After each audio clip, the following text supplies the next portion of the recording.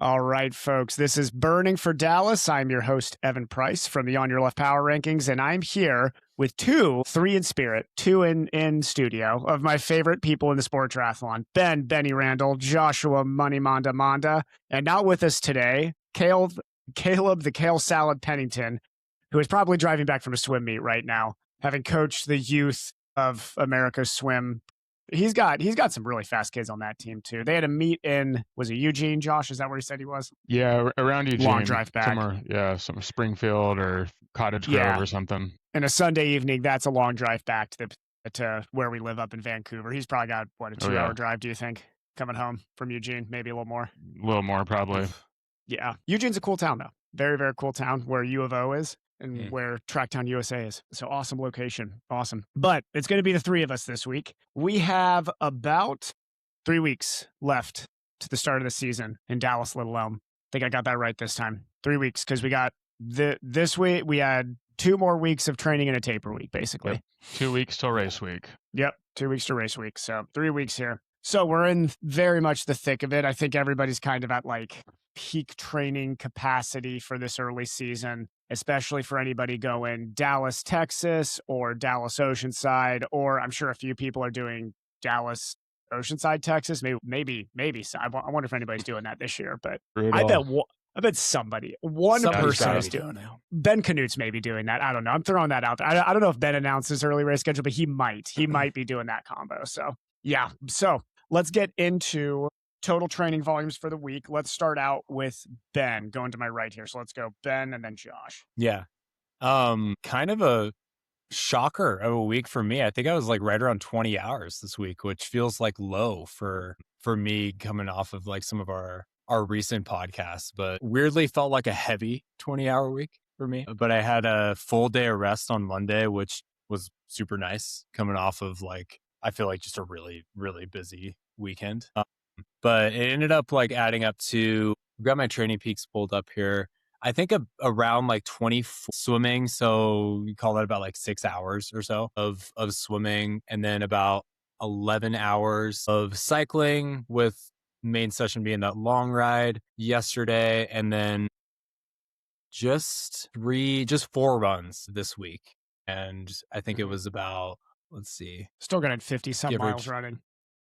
Give or take about like 50 miles, because a few like higher volume like midweek sessions, and then about like 30K this morning for a long run. Yeah, off basically a 6-day week there.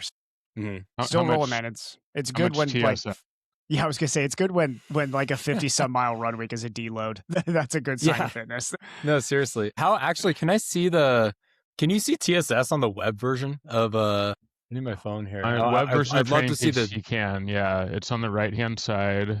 Mm-hmm. Okay. Should be under total duration in the summary. So you were showing for the week 2087 TSS. 2087. We need to see what. Dude, off 20 hours. I didn't even look at that, Josh. That's a huge off 20 hours. That's a lot. No, I don't know if his watch. Does your watch still over-report elevation like crazy TSS? Not anymore. Okay. Not anymore. I did last year. Oh, were you getting some? What elevation did you think you were at last year? Have you stuck on like top of like Mount Evans? Yeah, I would go out for like my like easy like 10-mile jog that was like 100 feet of elevation. It would say that I'm like literally climbing Mount Everest 4 times. So, that's yeah. And you know why that is, right? Yeah, it's the pool, right? Yeah, it's from swimming with the watch on. That kills the altimeter, doesn't it? Yep. Yeah. And now I have a new Garmin. Was cool, and I like reported what happened with the pool, and they like honored it, and I think gave me like a much discounted cost for like the next version of the Phoenix. Did you send them a clip of Greg Harper saying you should never swim with it too? Yeah, that was an attachment. In the email. You're like, yeah. Oh, sorry, my swim coach just said I can't wear this in the pool. Yeah, I'll be faster. Yeah. Yeah, exactly. Yeah. All right, Josh, give us your volumes there. Josh had a huge week. It was a big week. Very big. Yeah, I mean, not compared to you guys, but no. Josh can't play that role anymore, dude. Josh is quietly doing basically just as much volume. I mean, I'm maybe edging him by like an hour or two, which is pointless, but. Okay, total for this week, total for last week, since I wasn't here, was 23 and a half hours. The total for this week, 25 and a half hours. Big volume. I was at 24 and a half, but I snuck in a 1 hour unsanctioned bike ride today. Get out of here. Just where is Jake Oswald? What I was about to say was Jake Oswald in 2023. Like, what are you doing on a Sunday evening? I know why you did. I know why you did that. The house was chilling. Everybody in the house was chilling. It was quiet. I was twiddling my thumbs.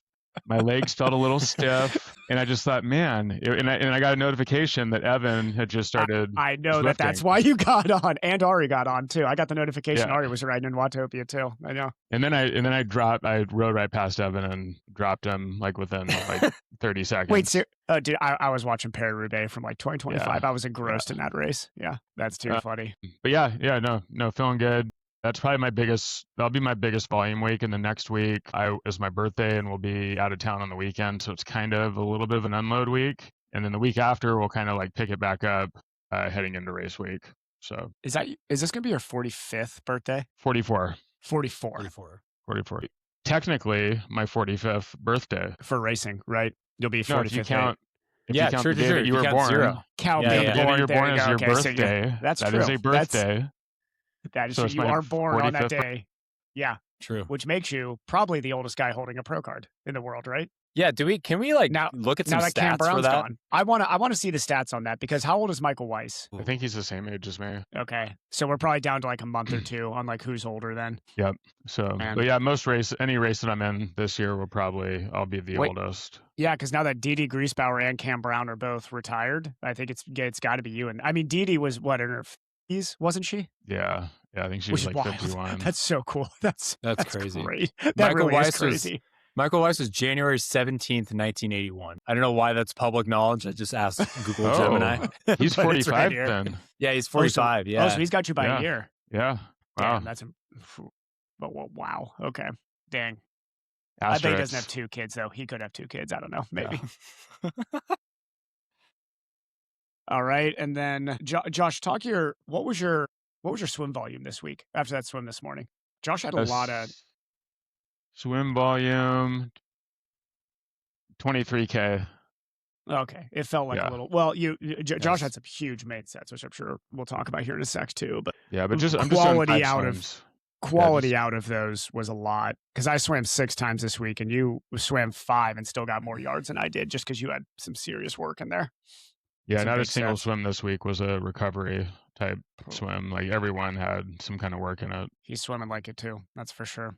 That was not my case in the swim this week. So my week was a little over 26 hours, right at 26 hours. I would have gone a little bit extra on the bike if I would have known Josh was throwing in an extra hour. I just would have missed the podcast. Just rode straight through to make sure I had king bike volume this week.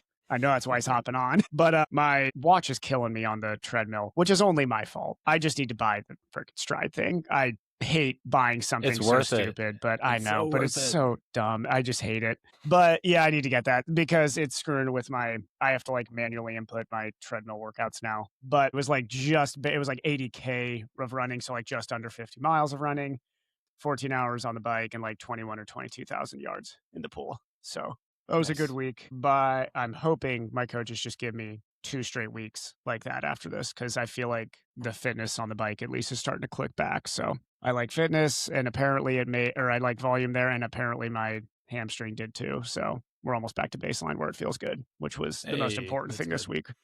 Yeah. Now you say almost. You say so. Like how far are we from like 95? Almost? Like 95% of the way there. Yeah, okay. It's like each day and each run this week it felt better. So like each run felt a little better than the last run. Yeah. Do you feel like because last week when I missed the podcast, you said that we were punishing you for being injured. Yeah, making you take a day off.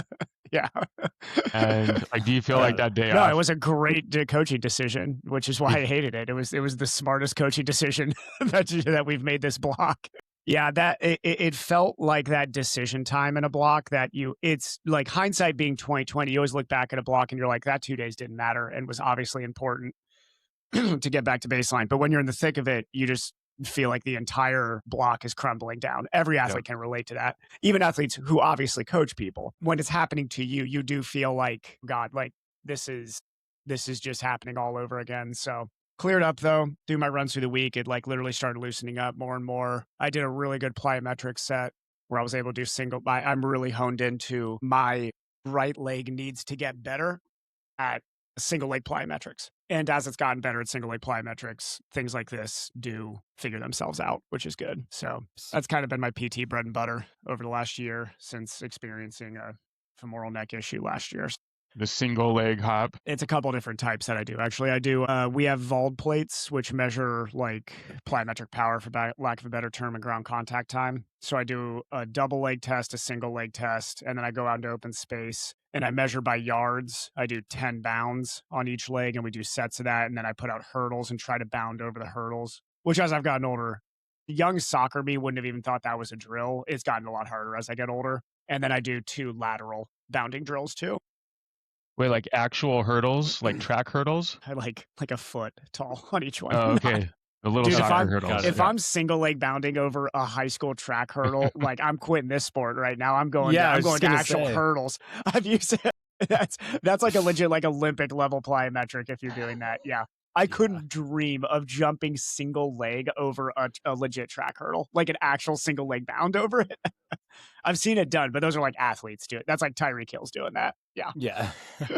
But yeah, so it's back to feeling good for sure. So let's talk through then best and worst now. Benny, let's go to you. Let's say your best day of the week was your rest day, because that was the most important one, definitely. But what was your second best session of the week, and then your work? Yeah, I think I had a couple banger sessions this week. Honestly, I think that Wednesday was it 12, 5x12. I think, yeah. 5x12, like kind of lower cadence, 65 to 75 RPM in aero. And I was holding, like, I have this tendency to, like, if I see a range of watts on workouts, I'll like descend it, which is good because you almost like, I don't know, you almost guarantee that you're going to start off and feel good. Like you're going to start off not feeling super, super fried. But I kind of, for whatever reason, I went into this thinking like, okay, like let's like shoot for the higher end of this. Like you had a full day of rest on Monday. You're going to feel a little bit fresher coming off of not biking for 2 days. Like, let's just see where bike fitness really is and just start off and hold it. And so I ended up holding like 355 for all those 5x12s. And I think even on the last rep, I like went like higher. It was like 360. It was 360s. Yeah.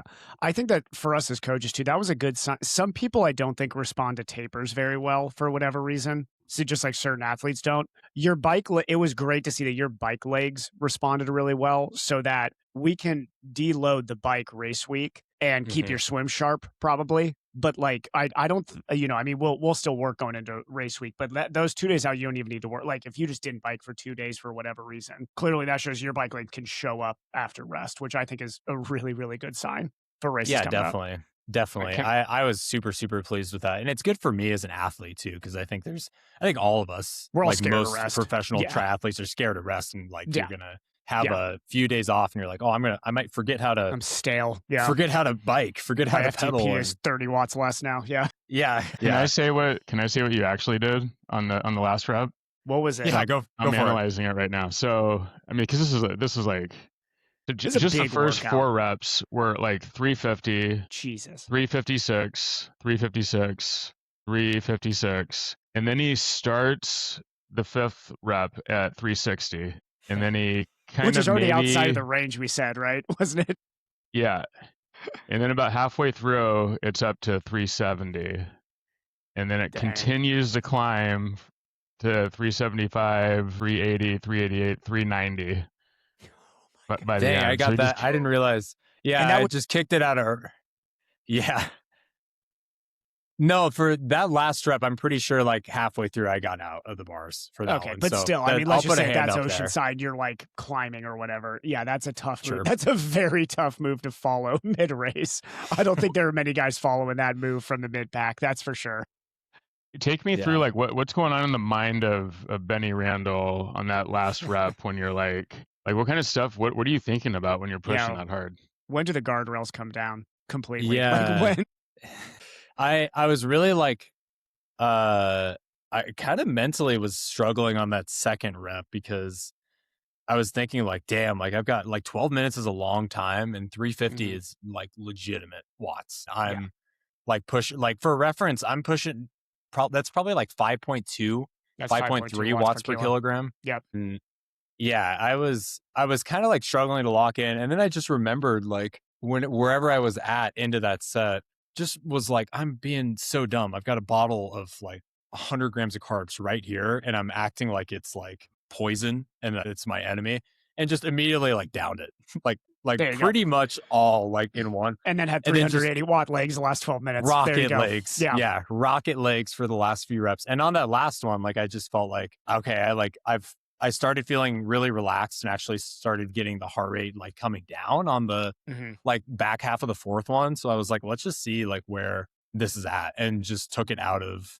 That's a great improvement, dude. From like younger, like 2 years ago, you would not have gone to the carbs like that, and maybe just would have either absolutely suffered through the rest of that, or maybe just failed the set. Like I know that you mentally would not have quit on it, but just would have suffered greatly during that. So like, yeah, for sure. I mean, I've definitely noticed that in the last couple of years is whenever I'm starting to struggle there, I'm not even afraid of taking I took 250-gram carb gels in like 5 minutes in a workout on Saturday and felt great 20 minutes later. Like I was like, why do I not do this more often? Like there's no reason to be scared of these things outside of that they cost a lot of money. That's about it. Exactly. Yeah. It's like a cost management thing is the only thing scaring me now.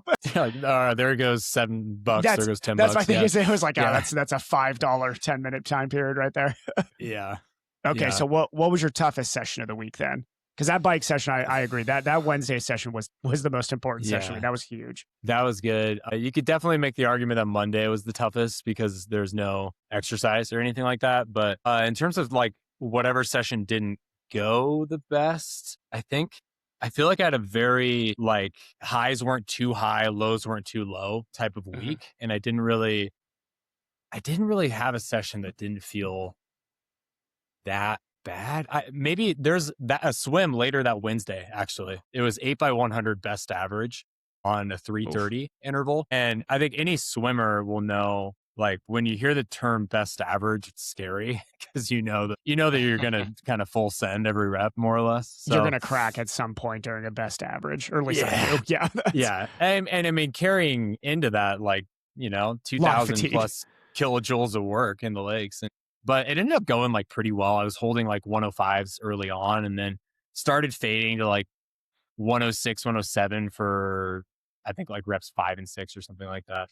And it just, I mean, overall, like it still went really, really well. But in terms of like body feel, holy hell, it like those last few reps, like I was like on the gates of heaven for like, but you're quite still a getting, while there. I mean, you're still getting some good speed out of the water when you don't feel good, which is actually what, in my opinion, as a developing swimmer matters. Obviously, I'm no expert on it. Greg Harper would be, but I'm sure Greg would agree that as you're becoming a better swimmer, you can swim well when you feel like straight garbage. Like that's sometimes a very good sign of swim development. Yeah, no, definitely. I've mentioned this with you guys, but I have some great swimmers like at the masters group that I swim with that are like, one is a NCAA, like I think 200 back and 200 fly conference champion. So she is like, oh damn, pretty legit. Yeah. And she like, I remember like during that set, she like very simply like looked over at me like around number 5 or number 6. And she was like, you don't need to swim harder. Like just like reach more. Just think about like grabbing more water and just like reaching further. Josh and that just said that was today amazing. too. Yeah. Yep. It's just, it's not harder. Just like, just fall back on technique. Yeah. Exactly. Yes. Yeah. Battling the water's not going to help right now. No. Awesome, man. Okay, Josh, give us your best and worst for the week. Okay. There's, a lot of stuff this week, but I think probably the high of the week was my swim has been coming around where I had a little bit of a lull, I felt like, or what I perceived as a lull coming back from swim camp. And before that, coming off of like not running a lot and not biking a lot because I was dealing with this hip injury. And so I was able to swim a ton and I was getting like really fast and I didn't have all this fatigue in my legs. And then I went to swim camp and I was in this camp environment swimming really fast. And then I came back home and I just kind of, the top end speed just kind of wasn't there for a lot of workouts. So I know like last week I did some fast 50s and like I was struggling to hit like those in the short course meter pool. And I just felt like I was straining way too much to hit the 35 seconds, which is still fast, but I've swum a lot faster. So this week I had a very simple set on Thursday. The preset was 3 rounds of 2x25 plus 100 steady. And the 2x25s were just designed. It says 25s are 8 strokes, no breath, hard kick, straight arm, insane tempo freestyle. The rest is easy. Wait, Keep 8 length. strokes? Yeah, keep length, but absolutely rip it off the wall. Easy intervals. So like crazy eights kind of, or like you're just like spinning basically for 8 strokes? Yeah. Or how does that? Yep. Okay. Yeah. How long was the underwater? But was there any instruction on the underwater there? Like crazy kicking and just high stroke rate coming out of there? Okay. Yeah. Yep. And they were just 25s. And then I just did 3 rounds of those, and for some reason that just set me up for the main set, which was, this isn't a big set, but it's 3 rounds of 2x50, 145 all out, and 100 easy in between. And I've done this one before. I think the best I did back in December when I wasn't running was I just did a bunch of 32s, and I even saw 131. And I was like, I can't even do that with flippers on sometimes. So I can't even believe how I was able to do 31. But this week I did 33, 33, 33, and then I was able to drop it down to all 32s for the last 3. Dang. So yeah, that's great get out speed. That's yeah. great. So I was. That's we 25 just talked pack about get out speed. Yeah, we just talked about finding a way to still swim well when you're like kind of trashed. And so that's what I was pretty pumped about, is I was able to find a way to like hit some of those speeds again with much more fatigue in my body than before. Yeah, and then back that up with 2 big aerobic sets later in the week. Yeah, basically 10x300 twice in the last 3 days. Yeah. So yeah, huge. Don't worry, set. Ben. It's coming. It's coming. Yeah, the 10x3 is a good set for you. Actually, that's just going to be. We're just going to give you a bunch of 10x3s. I was looking ahead. Long course week. There's a big swim next Friday on the plan. I moved that for you too. Josh had that on Thursday originally. I was like, that's a cruel and unusual Thursday. We're going to go ahead and move this. I probably would have done it. Yeah, I know you would have tried. I would have been like, he's going to be very tired on Friday. And then Josh, what was your worst workout? Yeah, so the low of the week, I would say, okay, so if I was here last week, I would have said that my high of the week was my Wednesday run. And I did a Wednesday run and I ran like 4 by 7.5 minutes at like 70.3 effort, but I was running like 5:30 pace. And actually, Evan, that was the same day that you had your worst run of the year. And what's funny is that I got the notification. The momentum was shifting there. I know you got motivated off that. I was like literally lacing up my shoes to head out the door, and I got the notification on my phone that you had finished your run. And so I looked at the notes, and it was like worst run of the year, and like, you know. Oh, 2 weeks ago when I was like, I just screwed my hamstring and just ran like limped 330 Ks for 13 miles. For some reason, I was like, all right, like we're not both gonna have a bad day, so I better go out and just rep this thing. So, and I had like the best run of the year. No. This was me and Josh's classic training relationship. That was just like choke to hold me, just like drown him. Now, make sure this run just buries him. If somebody's having a solid bad day, run though, man. Between the two, if we're training together, if one of us is having a bad day, it's guaranteed the other one will like feed off of that. Oh, just buries him. Just an amazing day. Dude, Robbie Webster pointed that out to me when we were at that training camp all together. He's like, do you and Josh do this to each other all the time? I'm like, oh yeah, that was like for years. For years we've done this. I was like, if the other one's suffocating, you just push their head underwater. That's how. It's the only way you get better. So this week I had a run on Wednesday. It was 3 by 12 minutes at 70.3 effort. And of course I'm like that was the worst weather day. That was terrible. Like my plan isn't, I don't think I can run like 5:30. I'm probably not in 5:30 shape off the bike, like 5:30 flat. So that a couple weeks ago, that was probably like a little bit of fool's gold as far as what actual 70.3 pace is. But I can't help but like, for some reason, the goalposts always move in my run training. And so I start the run out and I'm like, all right, like I need to be running 5:30s. And I start running and it immediately just starts dumping down rain. And it was like, felt like the feel like temperature was probably like 31 degrees. It was windy, it was raining, and it was the saturated ground where it's like, you can't run without your feet just getting soaked immediately. It's like it was just standing water everywhere on the ground. Yeah. And then the next rep, it was a hailstorm on the second rep. And then the third rep, and I kept getting slower each rep. It was just my shoes were all waterlogged, and the final rep was probably the driest. But by that point, I was just so cold. I was like just barely squeaking by at like 5:45 pace. So It's hard. yeah, But cold, yeah, I mean, wet, there's so Pacific many factors that Northwest. go into that. Yeah, it's just, dude, we've had the worst weather here it's been miserable. Today was just another, I mean, I was impressed you just got through today's workout, honestly. As we started running, I was like, this is a hilarious amount of puddles. Like I was like dodging puddles the entire run was all I was thinking about. It's just don't get your socks wet. Today was almost as bad as Wednesday. It just wasn't quite as cold, but it was That's windy. crazy because today felt cold. Today was very windy. Yeah. It was probably 10 degrees warmer than it was on Wednesday, but it was just as wet, if not wetter today. Yeah. It was rough. It was very, very rough. And I think too, that's just, I mean, you're just stacking good run workouts now. For whatever reason, I always think there's like, if you got like a 3 or 4 week block, that like first or second good run workout always goes crazy well. And then we get in our head that that's the goalpost. Now you just like, all of a sudden you're like, every single run workout will be this. And then it obviously is not. Like we don't treat any other sport that way, but in running we get so obsessed with like, if this needs to be 73 effort, it has to be this pace.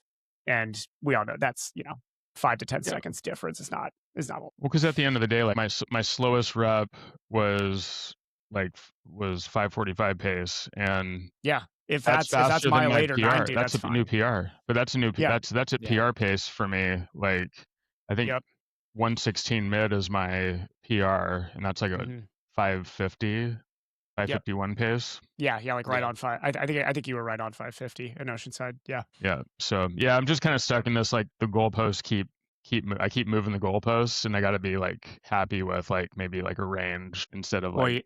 And you just got to race it on the day too, man. If we come off in a group together, it's just the pace is going to be the pace sometimes, and who's ever last man dying sometimes is the approach. Because I don't think any of us are staring at the watch too much in that first. If you're around people, especially coming off the bike. Yeah.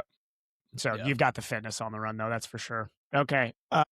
Going to my best, I'm just going to say my best day, which was probably yesterday, just because it was the first day where I was like, thank God I don't think I'm that injured.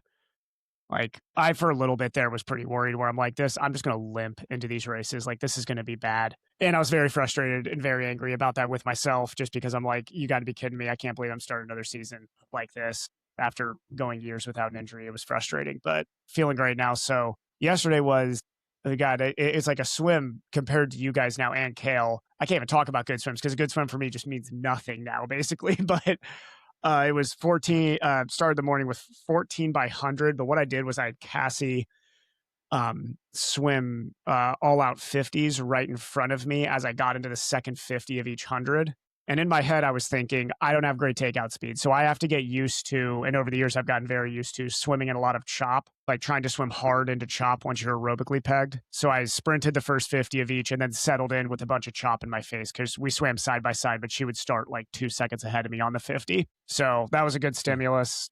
On 140, I was hitting 123s for every single one.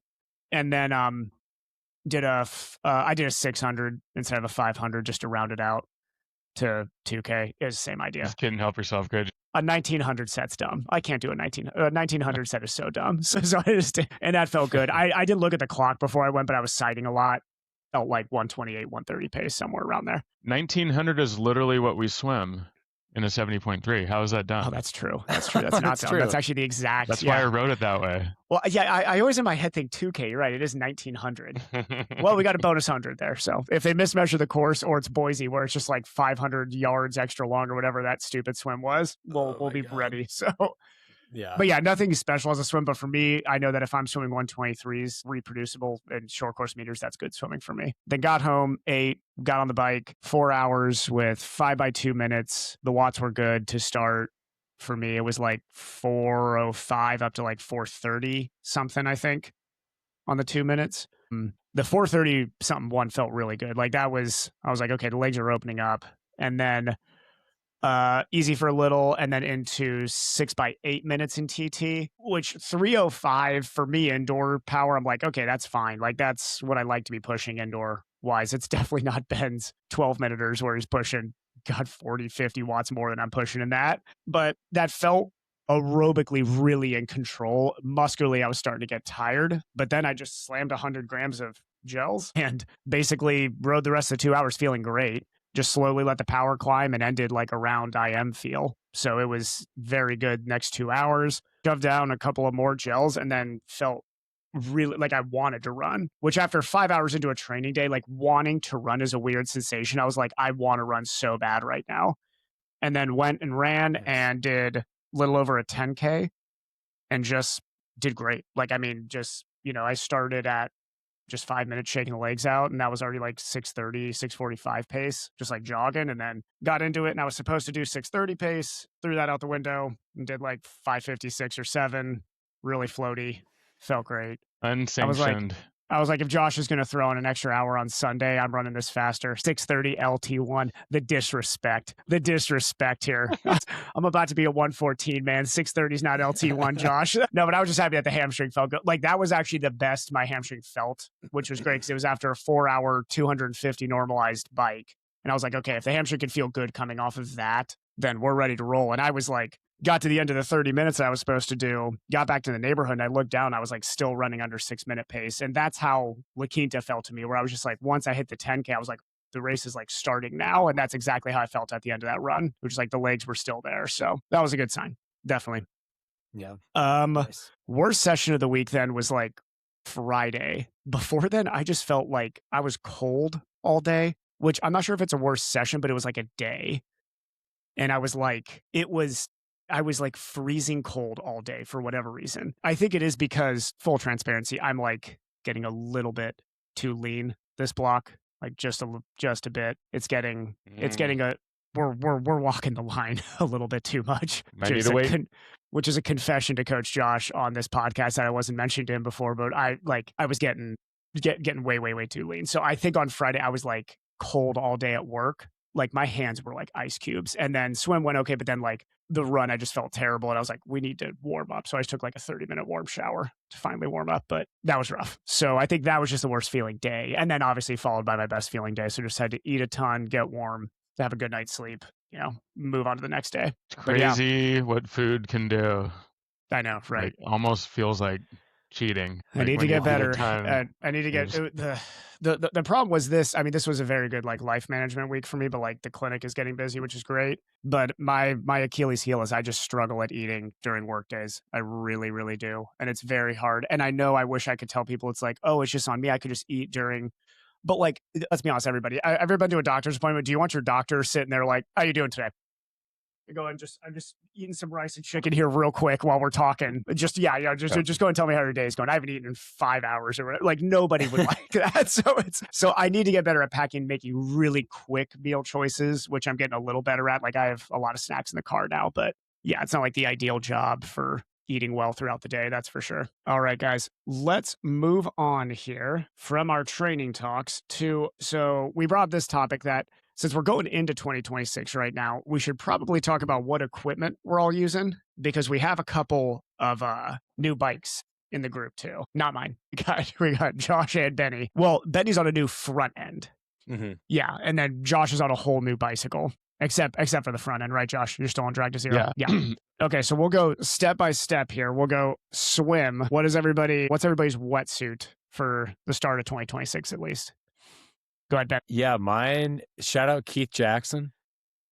Nice. I'm still using it's a De Boer Fjord 2.0, I believe is the name of the wetsuit. I think if I had my crap together a little bit more, I would be looking for a new wetsuit because it's just like not the best fit for me.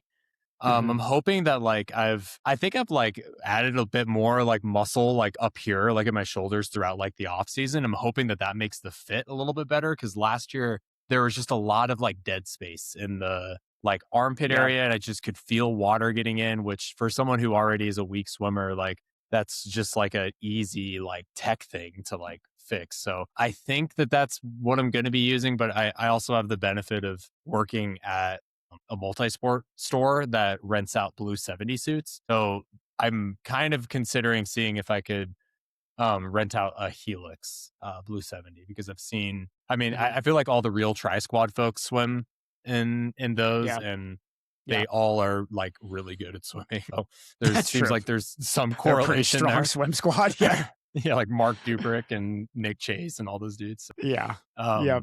Yeah, that's what I'm rocking for, I guess, like for swim tech. Yeah. Yep. All right, Josh, what are you? I'm trying to Yeah, remember, what is your Helix, aren't you? Yeah, this will be my Yeah. third year in the Blue 70 Helix, Mhm. and I have the same wetsuit as last year. I kind of feel like is this like an off year for wetsuit companies? Because I kind of feel like I haven't heard of a bunch I of haven't like heard of new anything models new. coming out. Yeah. No. I mean, And I keep what can change? It's all like, I mean, the yeah. buoyancy and the flexibility seems to be pretty great in some of these suits. So like, I don't know what new tech is going to come out here soon unless they're going to start putting whale skin on this stuff. I have no idea. I mean, I don't know where the advancements can be made at this point. Yeah, yeah. So, but the Helix has been great ever since I've switched to it. It's Mhm.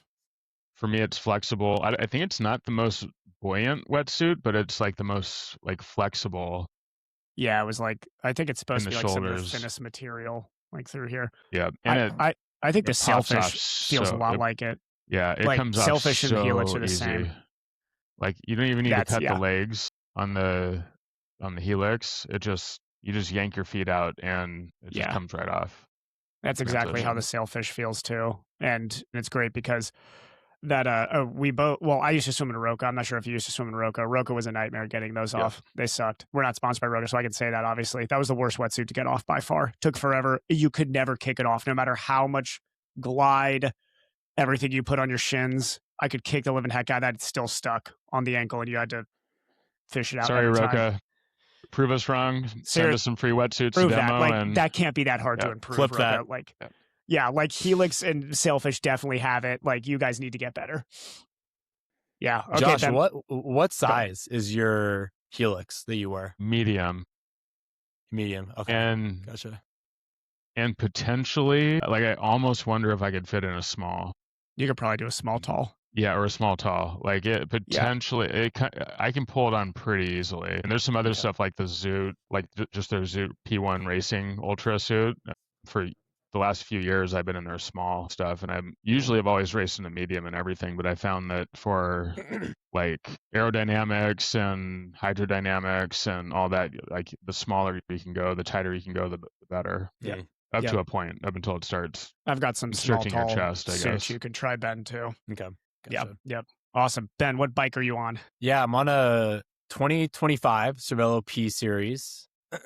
It is, let's see, it's 105 by 2. The main changes this year to it are, well, a huge shout out to Kate Alexander and Hue Performance and the folks in Boulder that work at Hue Performance. Tom Robbie is awesome. I still need to link up with that guy for a ride. Yeah, But they got you dialed on that bike, man. Yeah, they took me from like, I don't know, maybe I'll clip this and I'll put a graphic up of like where I was at last year. Just market it for Yeah. Kate. Yeah. Yeah, she's got an awesome clinic, so it's probably will good. Just do use that. as much. Yeah, just do a side by side because it's an obvious. It's a visual. It's the most obvious visual arrow shift I've seen in a fit. Yeah, I went from being very, very upright to like being very not, I mean, just a lot more like down the bars and like everything from hip position to like actually being able to use like my hamstrings when I was riding, because I didn't really know like it's just the way that my old fit was done. It was not allowing me to like use a lot of just that back part of the pedal swing of your, You're missing a lot of power. Yeah. yeah. And so, I mean, it's kind of like, no wonder that I'm pushing like 350 for a lot of these workouts, because I'm actually like being able to use the full circle of like a pedal stroke now. So yeah, they were able to do awesome work, and I've worked with Tri-Rig to really like refine the front end of my bike, and now I'm rocking like the Beta 1 like new double I guess like double bottle system, and it like extends out and fits like right between the tri-rig like ultimate scoop bars. So it's pretty clean. It's not, I wouldn't call it a finished product yet, because I really want to get the alpha one, which is like the bars that tri-rig makes that will like integrate perfectly into the everything that I have up top. Because right now I kind of have it sitting on top of more or less like the Cervelo stock I guess like stack, and it doesn't look super pretty. It's a little bit of a like spider nest like that Tom and I kind of like tucked in a little bit, but it's gonna work for races. I just am not Still quite way ready better to than what shell you were out. rolling. Yeah, just way better than you were rolling last year. Yeah. Oh yeah. Yeah. I mean, I am not confident that we're gonna be able to stay with these. At least before we knew the watts were there, I was like, well, at least his position sucks. So now we're all screwed because the position does not suck anymore. We'll see if I can keep my head down. Yeah. Well, that's what me and Josh always bank on, is that you young guys like squirm around too much in your position. So if we're pushing 10, 20 watts less than you guys, are like, at least we're just going to be very rigid here and not budge. Aerodynamics over everything.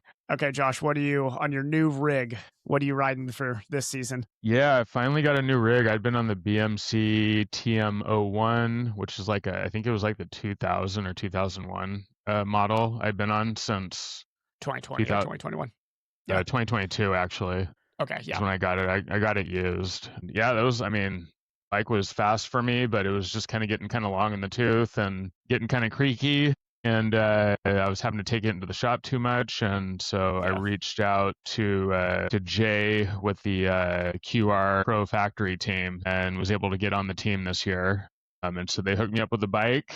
They're a VPRI, and it's pretty sweet, man. It feels fast. It has like a lot of storage options. It's the first bike I've had that's had like integrated storage and integrated hydration. And I've got I feel like I have the fit dialed. The size of the bike and like the geometry is just a little bit different than the BMC. So there was a little bit of like fiddling around that I had to do. But yeah, so far the last few rides I've been outside with it. It's felt pretty good. That's good. And we'll have some dry days coming up here too, which will be nice. Yeah. It feels like a fast bike. Like I still need to like test it, like obviously real world, like in a race, or get the race wheels on and the TT helmet and take it out to Vancouver Lake and let it rip. So we should do that Saturday. But the other piece, and we got to give a shout out to, is we do both have a new pair of Veloveta shoes on the way. So that's the other big. That's my only upgrade. The other big bike that's upgrade it. this year. Doing everything the same except for new Velovetas, which is awesome. I love those shoes, man. I'm not sponsored by Veloveta. Veloveta, if you'd like to sponsor me, that'd be great. Or I can just continue to use Josh's discount code, but that's there. But I need that code. Dang. Veloveta shoe, I would, this is not a plug for them at all, even though it's going to be, like, they are the best. They're the best cycling shoes I've worn. And it's not close, actually. The power transfer to the pedals, their aero, getting in and out's easy. They're an awesome company. I thought the amount of pros that I pass, like coming out of T1, while they're still floating with their shoes, and I'm already in the shoes and like off to the races, is just like, dude, my old shoes used to take like the old Velcro strap things. They'd always get folded over. It was a nightmare getting into those shoes. It sucked. Yeah, they were terrible. So I'm on a Cervelo P5. Nothing's changed. Still drag to zero front end that Caleb had to desalt, and I am keeping very clean now. I'm not even upgrading the crank. I mean, I'm still on a 56 tooth. Apparently, thought I was on a 58. Probably should just think in my head I'm on a 58. That would be fine. Yeah, that works. Wheels, that's 3 watts. Yeah, head wheels, Conti GP5s. There's nothing to improve there. New Veloveta shoes. I got what's the name of the I always forget the helmet. What are we wearing? Wing Dream. Yeah, Wing Dream. I didn't need to update anything. It was all fine. So I just need more watts. I have no more free anything. It's just watts now. Oh no, there is one thing. I wasn't even sure if I was going to tell Josh this because I know he might go get it now. But I got the front bottle thing that's like the circle cone on the front that like foils out the front. Who makes that? I can't tell you that. I'll tell you. I forget the name. I'll text you it later. It's a guy who I'm pretty sure just 3D prints him in his garage because it was sent with just like a bunch of packing paper. I'm reasonably sure it's just 3D printed. It's like the top water bottle. Like the top water bottle cage? Yeah, it's like a frame that the top water bottle goes into, and it has a cone there. So I can like place my chin on it, and my helmet will just be right up top. Mabel's shocked over there, dude. Mabel's like, he's going to be so Mabel's like, arrow. God, you need to spill all the deets on this It was right like, now. Ben, you need 30 more watts to catch up to that now. That's Evan has Remco CDA now. Yeah, Evan, you need to send me that link. We're not supposed to make surprise upgrades. there's no surprise arrow gates. Also, I'll shoot you a picture after this. I will. You guys have like an arrow circle of trust here. You can't we do, because I feel like Josh for a while gave me a lot of I will proudly say, I think that me and Josh were like, Josh especially, we did a very good job at like through the arrow era being like as cutting edge as we could without sponsorships. Like we would do the research. We even with Josh, a fit friend of ours, Josh Sutton, did like our own arrow testing too out somewhere. Like we have our same loop that we measure. We're very obsessed with it because we also know at our age, at my age and then Josh's age, there's only so many more watts we can get. Yeah, we're not making Benny Randall increases in watts. We're not all of a sudden pushing 50 watts more. That's so we got to make the rig go as fast as possible. Okay, so race shoes now. This is the one that matters, and we got to roll through the last two questions. Go, Benny. Yeah, I just put out a reel on this, but Ben's still making a decision. You're doing the Puma, right? I'm going with the Puma. Yeah. The Puma Fast R3 feels like what the Alpha Fly or the Vaporfly, I guess, when that first came out. Like it feels different, and I really like it. So yeah, that's that. And I'm not even going to say that much more about it because I don't want other people to use it.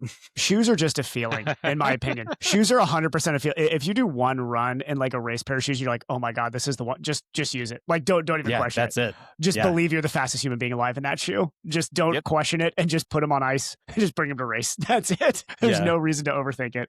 Yeah, Robbie Webster just like, he commented something on this reel I made about the Pumas, and he was like, so what's the verdict? And I was like, yeah, like no, probably no one should run in them. Like no one except me.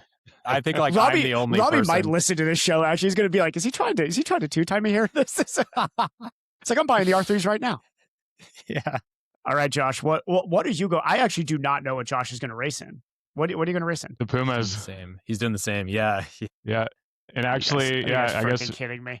We should probably say the one really good run, that fast run where I was running like 5:30s.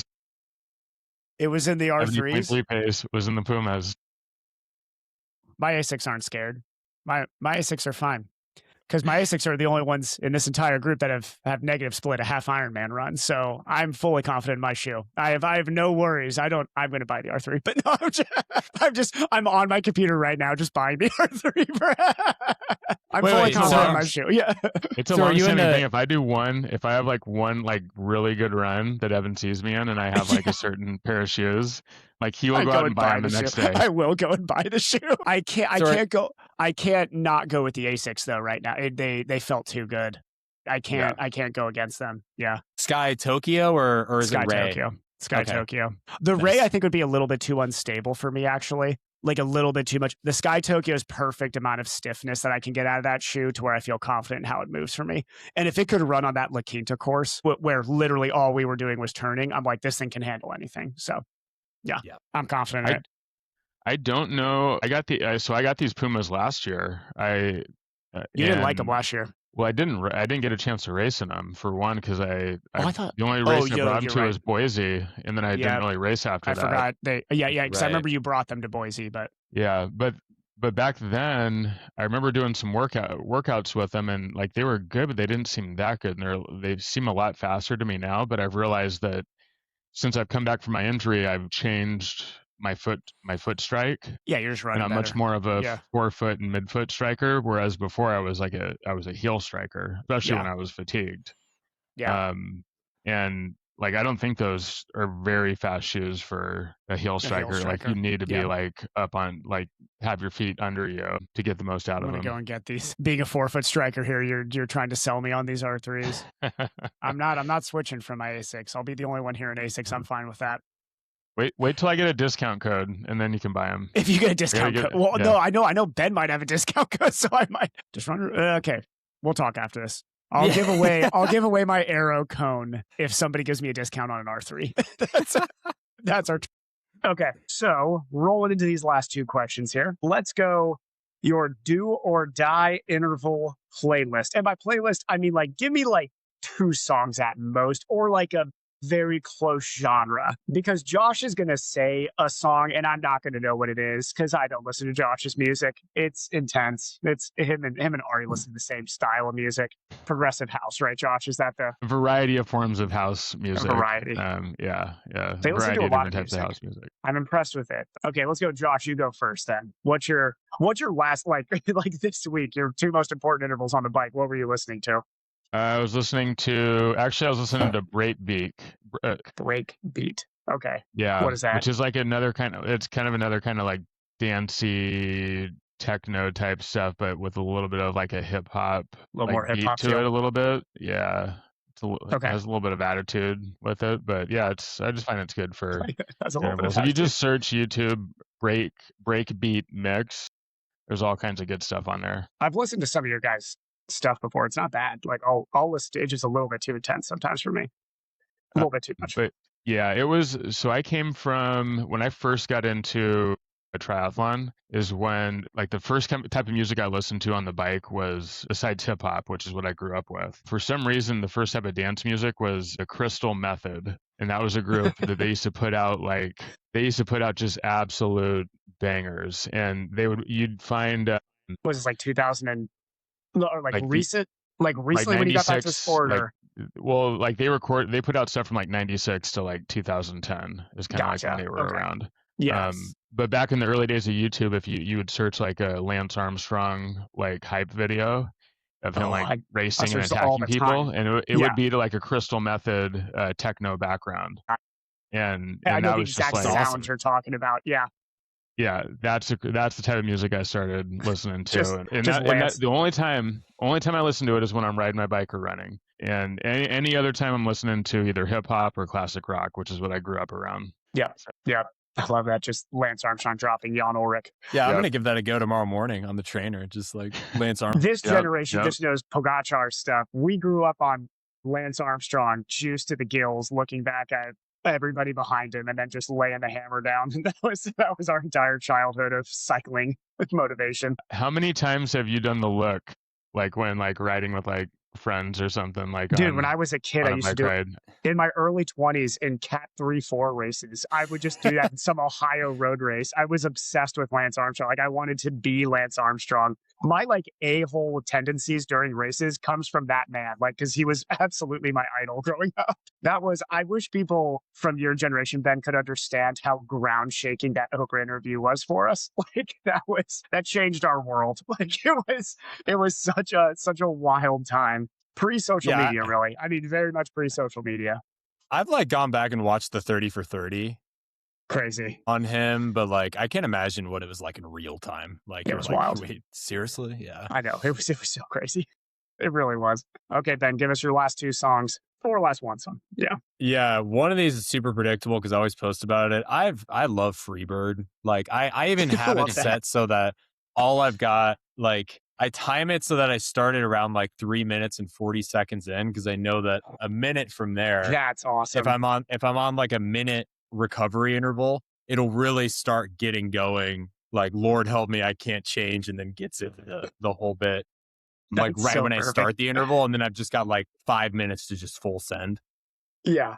That's a really, really good one. And then otherwise, I would say just like generally speaking, probably like Nirvana. I was going to say, because when you post songs, it's very similar to what I would listen to. Like you listen to some like 90s or early 2000s grunge / nu metal, right? For sure. Like Nirvana is like awesome. Where did you grow up again? Where are you from originally? Omaha, Nebraska. That's what I thought. Yeah. This is why I think our music taste is so similar. Is anybody who's from like Ohio is not Nebraska, but they're similar. Like if you're like middle of the country, I just feel like you were like, yes, I listened to Kurt Cobain, even though he's from Seattle. So you just like identify as that. Yeah. It was like, and then you find out where Aberdeen actually is. You're like, that's not in the Midwest. That man was from Seattle. Yeah. So how did you discover like Freebird? Because that's a song that I grew up around, but that was from my mom's era. So it was like mom's music. That's like the classic 60s. Rock that I grew up with. Yeah. Yeah, 60s or 70s, Leonard Skinner. And so for you, Ben, which you're 20 years younger than me, almost, like how did you come across that song. Yeah, it's weird. I feel like social media, like one good thing about social media is that it recycles songs like in a way that you probably wouldn't get with like general radio or podcasting or anything like that, where you have like sometimes older songs that are coming back in like in a trending reels type of format and It things keeps like good that. music alive. It really does. Like I've realized that. Yeah. And also because if you're in your 30s and you're playing your 30s or 40s and it's like your reels kind of, gear towards that a little bit, you get to hear a lot of your old music frequently, which is great. Yeah. No, I think that's kind of how I found a lot of that stuff is just seeing it cycled through. Also, like there are some dudes that I follow like Morgan Pearson is such a great example. This dude will post the most like heinous treadmill reel of him doing like 10 miles in 45 minutes or some shit. And it's like to the tune of like, Your Body is a Wonderland by like John Mayer or something like that. That's like, just mental training. If you can run that fast to John Mayer, you're gonna crush a race because there's no motivation coming out of that song. That's awesome. I've actually been experimenting with that more. I listen to like softer music right now than what I was before during some of these hard intervals. I think it's helping me. It's keeping me more calm during the interval, actually. I listen to some like real corny music. Like I have a radio station called Bloomers Radio right now. I've never even heard of this band. They're not that popular. Bloomers Radio. Very like poppy, maybe rock, I guess is what it would call, but very relaxed music. Like not that stimulating because my actual playlist has nothing but, I'm just scrolling through it. We got Korn, Perfect Circle, Tool, a lot of Deftones. I listen to a ton of Deftones, which is like the most guy from Ohio thing ever. Is like, that's not, I mean, it's the least impressive band to listen to next to Korn, probably, but I have some Creed on there too, Chevelle. Yeah. And just like all that style of music. And it just is a whole playlist of it. So nothing special there. I also like Josh. I grew up on a lot of hip hop too. I loved hip hop. But like for training, I always leaned a little bit more new metal was kind of the for training. When I'm just hanging out, I like hip hop a lot more. But okay. Can I ask? Oh, go ahead. Okay. I was going to say one thing that's I guess this is a little bit of a segue. So I listen to music all the time on the bike. And I actually, when I started running, seriously, it was in 2006. And that was like the beginning of like the iPod shuffle era and all the aftermarket MP3 players you can get. And so I always have ran with music. But since I came back from being injured, I haven't run with headphones in a single time. I like that you don't run with headphones now. Not a single time. And I used to think that like I would be like so bored or like the runs would go by, so slow if I didn't have music. And I've just been like, I've been had my best runs ever since going without music. So if you run with music a lot, I recommend, trying to do a stretch of running without music. Like you might be surprised. Yeah. Just feel the run, man. I'm with you. Like on the bike indoor, I'm almost always listening to music. I've never run with headphones or any music outside, at least. If I'm indoor on the treadmill, I'll listen to some music, but outdoor running, always no music. There's something about running, man. Okay, it's special. Guys. Last question here. We did NBA athletes last week. What NFL athlete are you? All era, any era. You could choose a 1970s NFL star if you wanted to.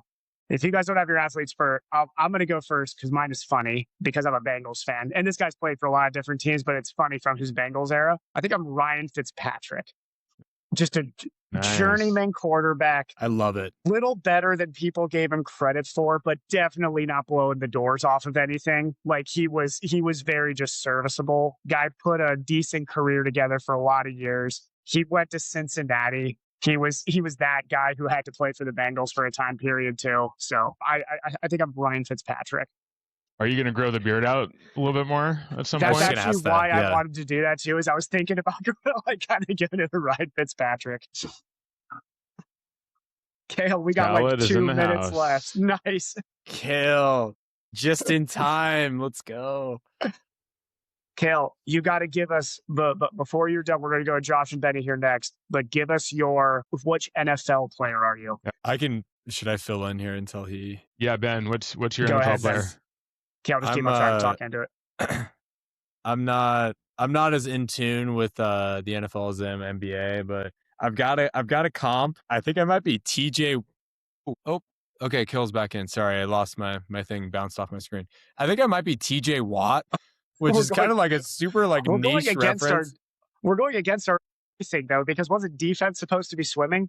Wasn't that Yeah, a rule you're from the right. You're NBA? right. You're right. I Yeah, like man. TJ Watt there though. I do like that. I like TJ Watt just off the like idea that he's got like a crazy engine. He's kind of psycho. He's got super durable. I was gonna say you're Cam Scatabo then. Oh, okay. I think Cam Ooh. Scatabo, That works a little better. guy probably trains the house down. I'm sure. I'm Yeah. sure he just absolutely trains the house down. He's probably just psycho, like in the locker room, like, you know, around those guys. Yeah, it's kind of that same type of energy, like young, very ambitious guy. I like that one. We might go with that one. Cam Scatabo, I like that. New York Giants. We're picking great teams here. We got the Bengals, we got the Giants. Yeah. Okay, Josh, what 1970s quarterback are you? No, I'm joking. I was about to say Bart Starr. Bart Yeah. Starr. It's Peyton Manning's dad. No, so I'm a diehard Denver Broncos fan, like ever since I was like 4 years old. And it's like John Elway was like my hero growing up and stuff. Mm-hmm. But the player that like I can always relate the most to is Terrell Davis. And because he was like, Dude, that's an awesome one. I love that. yeah, if you don't really know, like Yeah. the thing about Terrell Davis is he was like one of the first like superstar running backs that like nobody had ever heard of. Like was drafted in the 7th round, like just kind of came out of nowhere. But he was like so durable and was not very flashy. He just knew he could see the field very well, and he knew how to follow the blocks and read the defense, and knew the plays and knew how to get down the field. And so he was just what they call a north-south runner. He didn't do all this like cutting around. He made one cut and then got down the field and just had so much momentum going. He was just really hard to take down. And, he was the antithesis to Barry Sanders in that era. He was like the opposite of Barry Sanders. But I love Terrell Davis. He was one of my favorite players in that era for sure. Yep. And nothing's better like when you're a football fan and you have a team that can just run the ball and like pick up like multiple 30, 40, 50-yard running plays and big touchdown runs every game. It's like the best. I was like 15, 16 when like they were so good. They won their Super Bowls, and it was like the best thing ever. So TD for TD. Yeah. Let's go. Okay. So money is Terrell Davis and Charles Barkley for NBA. Like these. Yeah. We decided two Charles awesome Barkley before the comparisons. podcast got on. Both Hall of Famers too. Yeah. That's awesome. Kale, let's see if Kale's mic works here. Unmute yourself, Kale. Give us your NFL player, and then we're wrapping up the podcast. All right. Hopping on just for the NFL player. This is the only important question. I'm Brock Purdy. Yeah. I'm Brock Purdy because for a lot of reasons, all right? You're going to like this one. Mr. Irrelevant. He doesn't have anything flashy, kind of similar to what Josh had said. Nothing flashy. He just shows up. He does the work. He does what he needs to do, wins, gets it done. Brock Purdy also just keeps getting better and better and doesn't really do anything. He doesn't have a cannon. He's not like a crazy great like guy who can see the field. He doesn't have legs or shit, but that's, you know what? That's okay. You know what? He's working on it. He's a little bit. He's not good at anything, but he gets it done. Exactly. And now what makes Brock Purdy great? Brock Purdy is the new Ryan Fitzpatrick, man. He is. And he really is. Brock Purdy really great is. is what makes me great, which is the people that surround him. You know, you got your CMC, which is like my partner who can do anything. You give her the ball, you get anything done. The coach, great mind, who knows exactly what he's doing and just kind of checks the box and understands the long-term ramifications of what we're doing right now. You know, you've got your offensive weapons are the people I train with, and the defensive weapons are the people that we got to kind of look out for and keep us on our toes. So I really think like the people that surround me are what allow me to succeed. And without them, you know, I couldn't do what I'm doing. So I'm very thankful for them. And I think that like with them, we can do a lot of good things. Dude, Cal just came in with the best answer to this question by far. I'm over here talking about a Bengals quarterback, and Kale just comes in here with like an acceptance speech worthy of an NFL athlete here. Yeah, Kale just accepted like his Oscar nominee. I know, seriously, that was awesome. That was by far the best. That's the only clip worthy in this podcast. Clip it, yeah. Everything else was just like, I trained 25 hours this week and swam a 20K. Nice. All right, guys. Well, 3 weeks out, we got hopefully a start list here coming up soon, because that's basically going to be the next fight. We are talking race time. Season's almost here. The nerves will start to pick up. Can't believe it. It's already almost here. All right, guys. See you next week. Peace.